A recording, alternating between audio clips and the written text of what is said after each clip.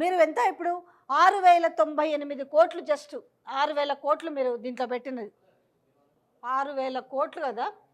మీరు ఫస్ట్ విడత, మొదటి విడతలో మీరు 6,000 కోట్ల రూపాయలు ఈ లక్షలోపు రుణమాఫీ అని పెట్టారు. సో ఈ మొదటి విడతలో సో ఎంతమ్మా, రైతు బంధు వేయాలనుకున్నా కూడా భరోసా పక్కన పెట్టు, రైతు బంధు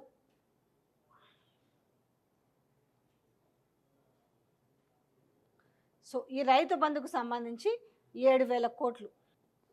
అంటే ప్రభుత్వము ఎంత తెలివిగా బిహేవ్ చేసిందంటే తెలంగాణ ప్రజలు, అలాగే తెలంగాణలో ఉన్న యావత్ రైతాంగం గమనించుకోవాల్సిన విషయము. సో మీకు తెలియక కాదు, నేను మరొకసారి గుర్తు చేసిన ఎంత తెలివిగల నిర్ణయము. ఎవరికి ప్రజలంత పిచ్చోళ్ళు, ప్రజలు ఏమీ పట్టించుకోరు అనేసి సో ఏం చేశారమ్మా, రైతు బంధు పైసలు ఖరీఫ్లో జూన్లో, ఒకసారి మీరు గతంలో చూసుకోండి, గత సంవత్సరం జూన్లో మీకు రైతు బంధు పడిందా లేదా చూడండి. ఎవరికైనా కూడా పంట వేసుకున్నప్పుడు పంట సాయం కావాలి, కానీ మేము ఎప్పుడో మాకు దోషినప్పుడు ఇస్తామనేది కదా. జూన్లో వేయాల్సిన రైతు బంధు, రైతు భరోసా కూడా కాదు, ఆ రైతు బంధు నిధులను దారి మళ్ళించి ఇందులో నుంచి 6,000 కోట్లు మాత్రము ఈరోజు ఫస్ట్ విడత రుణమాఫీకి ఇచ్చారు. అంటే దీంట్లో ఎంత తెలివి ప్రదర్శించింది ప్రభుత్వం. రైతు బంధు డబ్బులు ఎగ్గొట్టి, రైతు బంధు ఇవ్వకపోగా, రైతు భరోసా ఇవ్వకపోగా, దాని రైతు రుణమాఫీ పేరిట మభ్యపెట్టి ఈరోజు ప్రపంచంలో మేమే చేసిన మా అంత గనులు లేరు అనేసి, అబ్బా అసలు కొన్ని టీవీలలో స్టోరీలు చూస్తుంటేనైతే ఏమన్నాలో అర్థం కాలేదు. నిజంగా ఇంతటి క్లిష్ట పరిస్థితులలో రేవంత్ రెడ్డి రుణమాఫీ చేయడం అంటే అది మామూలు మాటలు కాదని రాస్తున్న వాళ్ళకి నిజంగా లెక్కలు తెలియదా, జర్నలిజం తెలియదా? ఈడ జూన్లో వేయాల్సిన మరేవి ఈ 7,000 కోట్లు రైతు భరోసా కూడా వేసి ఈ 6,000 కోట్లు మొదటి విడతగా మరెందుకో వేయలేదు. అంటే ఎంత అవుతాయి డబ్బులు?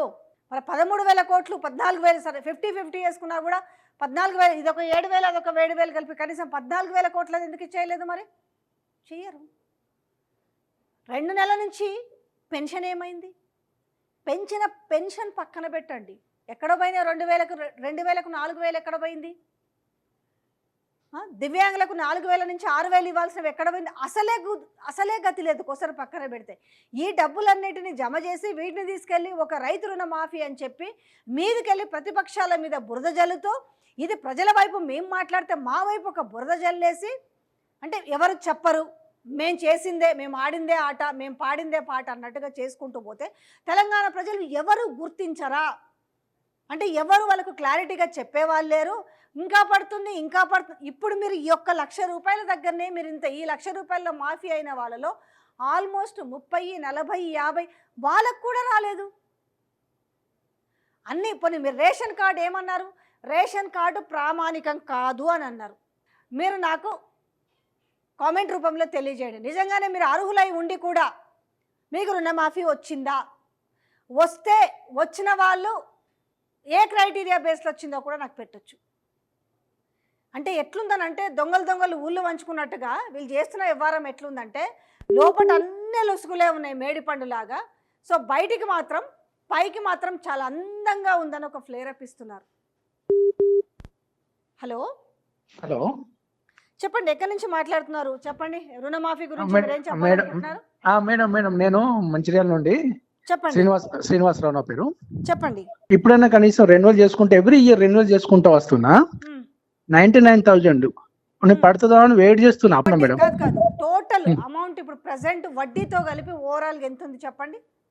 1,02,850 రూపాయలు. 1,02,000 అంటే ఇప్పుడు 1,00,000 లోపు వాళ్ళకి ఈ మొదటి విడత అని చెప్పారండి. మీరు వెయిట్ చేయొచ్చు. అంటే మీకు అన్ని ఉంటే మీకు ఇవి పడుతున్నాయండి. పిఎం కిసాన్ కి సంబంధించి రావట్లేదు మేడం. నాకు 9 ఎకరాల ఉన్నది. పిఎం కిసాన్ కి సంబంధించి రావట్లేదు అని అంటే కన్ఫ్యూజ్ గానే ఉంది. కొంచెం వస్తాయా రావనేది మీరు ఈ నెల ఆఖరి వరకు మీరు వెయిట్ చేయాల్సి ఉంటుందండి. ఎందుకంటే మీకు 1,00,000 దాటి 2,000కు పోయింది కదా. అవును మేడం. సో కాబట్టి మీరు ఒకవేళ మీరు గనక అర్హులైతే రేషన్ కార్డు ఉందా అండి? రేషన్ కార్డు ఉంది మేడం. రేషన్ కార్డు ఉంది కాబట్టి పిఎం కిసాన్ డబ్బులు మీకు రావట్లేదు. సో మీరు ఈ నెల ఆఖరి వరకు అంటే ఈ రోజు ఎంత ఆల్రెడీ 21, ఒక 10 days వెయిట్ చేయండి. 22 ఇంకొక మేడం. వాళ్ళు ఎలక్షన్ ముందు 2 లక్షలు ఉరికిపోయి తెచ్చుకోండి అన్నారు కదా మేడం. అదే ఉరికిపోయి తెచ్చుకోండి అన్నారు, కానీ ఇలా మాత్రం కండిషన్స్ పెడుతున్నారు. ఎందుకు పెడతారు మేడం? వాళ్ళు అన్నం తింటలేరు చెప్పండి, ఎందుకు పెట్టాలి? వాళ్ళు ఎమ్మెల్యే అప్పుడు కూడా కండిషన్ పెట్టుకొని నిలబడాలి మేడం. ఎమ్మెల్యే కూడా మనకి చదువుకున్న వాళ్ళు నిలబడాలని చెప్పాలి. ఇంత బాధ అనుభవిస్తున్నాం మేము. ఇక కాళేశ్వరం కూలిపోయిందని మొన్న ఎండాకాలంలో పంటలన్నీ ఎండిపోయినాయి మేడం. కనీసం ఎండాకాలంలో రైతులకు కానీ నీళ్ళు ఇచ్చే దమ్ము లేదు. ఇప్పుడు కాళేశ్వరం కూలిపోయింది అంటారు. కాళేశ్వరం మీదకి నీళ్లు పోతూనే ఉన్నాయి, కూలిపోలే కదా మేడం. అంత బాగున్నది. ఎందుకు బదనాం చేసుకుని ఇంకా జనాలు అప్పుడు ఉద్యమం అప్పుడు తెలంగాణను బదనాం చేసి టీఆర్ఎస్ బదనాం చేసి అప్పుడు నాశనం చేసిండ్రు. 14 ఏళ్ళు అట్లా జరిగిపోయింది. ఇప్పుడు వచ్చిన తర్వాత కూడా తెలంగాణను ఇంకా బదనాం చేస్తే మనం నమ్మడానికి మనకు బుద్ధి ఉండాలి మేడం. జనాలకి మన పార్టీని మనం మేము అందరికి రుణమాఫీ చేసినాం అనేసి మీకు నేషనల్ మీడియాలలో మంచి చెప్పుకుంటున్నారు మేడం. సిగ్గు లేకుండా మేడం, మా అంత గొప్పలు లేరు, మా అంత మగధీరులు లేరు మేడం. సిగ్గు లేకుండా కనుక అలా కొంచెం అన్న జ్ఞానం సిగ్గు మేము చూపెడతాం కదా మేడం. చేసుకుంటే మరి ఇప్పుడు రుణమాఫీ ఇప్పుడు స్క్రీన్ షాట్ కొట్టమంటారు చెప్పండి. వాళ్ళ ముఖం మీద ఏం పెట్టుకుంటారు అప్పుడు? ముఖం ఆ ముఖాన్ని ఎడబెట్టుకుంటారు వాళ్ళు అప్పుడు చెప్పండి. ఈ స్క్రీన్ షాట్లు చూపెడితే వాళ్ళ ముఖాన్ని ఎడబెట్టుకుంటారు. మేము స్క్రీన్ షాట్ మీకు పంపిస్తాం, అవి చూపెట్టండి. మరి ఇవేంటిరా బాబు, దొంగ కాదు కదా. బ్యాంకులో ఇప్పుడు నేను బ్యాంక్ వెళ్ళి వచ్చిన మేడం. ఆ లోన్ సార్ని అడిగితే రాలేదు సార్, మరి మీరు అంటే లాస్ట్ ఇయర్ కూడా రాలేదు కదా సార్. మన అంటే ఒక 20,000 అయితే కొంతమందికి వచ్చినాయి సార్ అని చెప్పారు వాళ్ళు. ఈ 20,000 వచ్చినాయి అంటే నాకు రుణమాఫీ మీకు రేషన్ కార్డు ఉందంటే ఉన్నది సార్ అని చెప్పిన. అంటే మా బ్రదర్ చనిపోతే ఆ పొలం నాకు ఎక్కింది మేడం. అంతకుముందు లేకుండా అంతగానం. బ్రదర్ చనిపోతే ఈ పొలాన్ని నా మీదకి వచ్చే వరకు అదంతా అయిపోయింది. ఈ నెల మీరైతే ఈ నెల చివరాఖరి వరకు వెయిట్ చేయండి, వస్తుందా రాదా కనుక్కోండి. ఎందుకంటే రాకపోతే మీరు మళ్ళీ కనుక వ్యవసాయ శాఖ అధికారి దగ్గరికి వెళ్ళాల్సి ఉంటుంది. అవన్నీ మీరు మీ ప్రయత్నాలు మీరు చేసుకుంటూ ఉండాలి. సో వెయిట్ చేయాల్సిందేనండి మీరు, తప్పదు. ఎందుకంటే మీరు ఈ నెల చివరి వరకు మీకు వస్తుందా రాదా అనేది సో ఒక క్లారిటీ వస్తుంది. థ్యాంక్ యూ సో మచ్ అండి శ్రీనివాసరావు గారు. సో శ్రీనివాసరావు గారు చెప్తున్నారు 1,02,000 రూపాయలున్నాయి, నాకు రుణమాఫీ కాలేదంటున్నారు. సో ఎందుకనంటే గైడ్లైన్స్ ప్రకారం చెప్తున్నది ఏంటంటే 1,00,000 లోపు వాళ్ళకే రుణమాఫీ అయింది. అయితే ఇక్కడ ఇంకోటి కూడా ఉంది, 1,50,000 ఉన్న వాళ్ళకి 50,000 అవ్వకుండా 1,00,000 రూపాయలు ఇచ్చిన వైనం కూడా ఉందంట. పోనీ కరెక్ట్గా ఆ గైడ్లైన్స్ ప్రకారం ఉన్నారంటే మళ్ళీ అది కూడా వయలేట్ అయింది. అది గమ్మత్తుగా ఉంది వ్యవహారం అంతా. సో అతను చెప్తున్న ప్రకారం అయితే ఆ విధంగా అంటే 2 లక్షలు తెచ్చుకోమని చెప్పారు కదా, ఇప్పుడు ఈ కండిషన్స్ ఏంటి అని మాట్లాడుతున్నారు.